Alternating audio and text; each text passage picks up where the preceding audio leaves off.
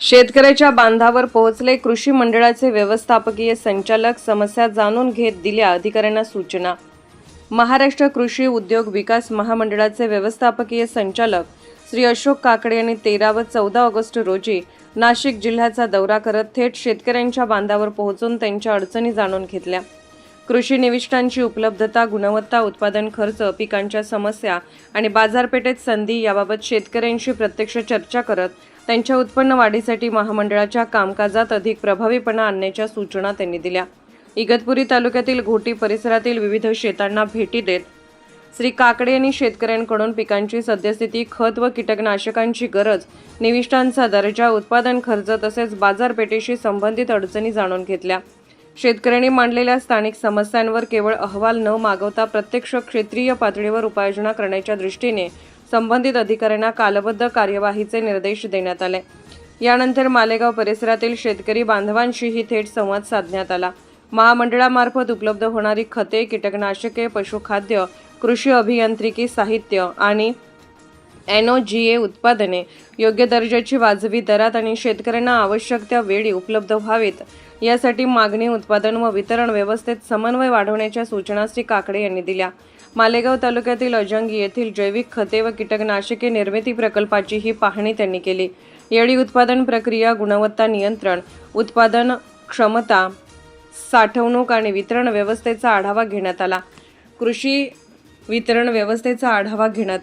कृषी निविष्ठांच्या गुणवत्तेबाबत कोणतीही तडजोड न करता मागणीनुसार वेळेत पुरवठा करण्यासाठी उत्पादन आणि वितरणाचे नियोजन अधिक काटेकोर करण्याचे निर्देश त्यांनी दिले।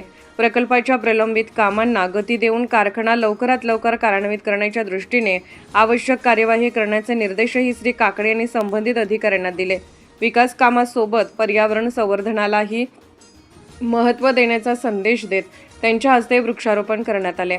गाव पातळीवर शेतकऱ्यांशी सातत्याने संपर्क राहावा यासाठी विभागीय व्यवस्थापक आणि विक्री प्रतिनिधींनी कृषी विभागाच्या क्षेत्रीय अधिकाऱ्यांच्या समन्वयातून नियमित शेतकरी संवाद बैठका घेण्याच्या सूचना देण्यात आल्या।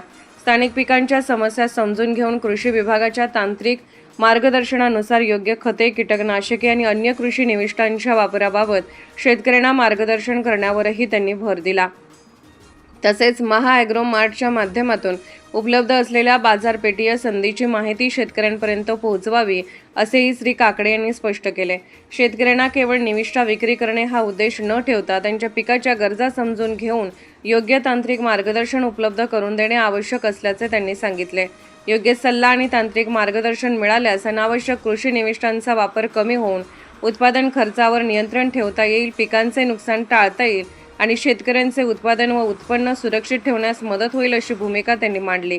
या दौऱ्याचे विशेष वैशिष्ट्य म्हणजे कार्यालयीन अहवालावर अवलंबून न राहता प्रत्यक्ष शेतात जाऊन परिस्थिती समजून घेणे आणि शेतकऱ्यांचा अभिप्राय थेट जाणून घेणे।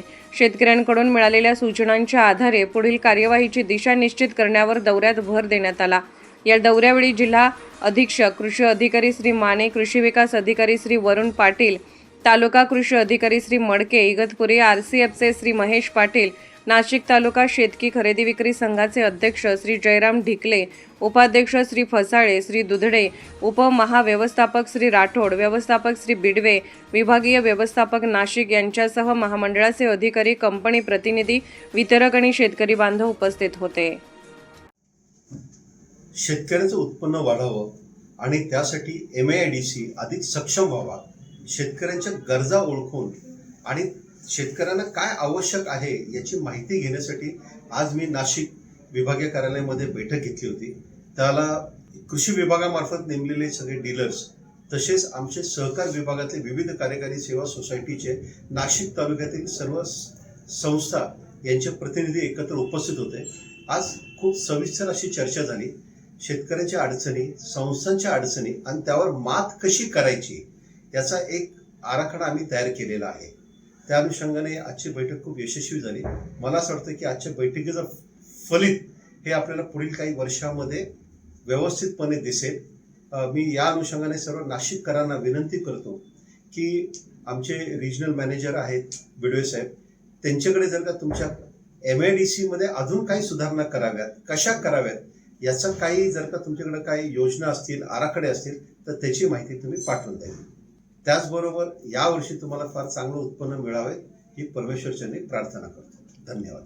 आपल्या महाराष्ट्र राज्य कृषी महामंडळाचे MIDCचे चेअरमन आदरणीय अशोकराव काकडे साहेब आज नाशिक तालुका शेतकरी संघाला भेट देऊन आता शेतकऱ्यांच्या आणि सर्व सहकारी संस्थांच्या ज्या काही अडचणी होत्या त्या अडचणी सोडवण्यासाठी ते आमच्या स्वतःच्या नाशिक तालुका शेतकरी संघामध्ये दाखल होऊन त्या अडीअडचणी समजून घेऊन त्यांनी आम्हाला असे वचन दिले की येणाऱ्या काळामध्ये ह्या अडचणी तुमच्या सोडवण्यात येईल आणि शेतकऱ्यांच्या खताच्या संदर्भात जे काही पुरवठ्यामध्ये काही अडचणी होत्या त्या अडचणी दूर होऊन अशी आम्हाला त्यांनी ग्वाही दिली. एवढंच मी त्यांच्या सर्वांच्या वतीने मी त्यांचे आभार मानतो. बस इतकंच.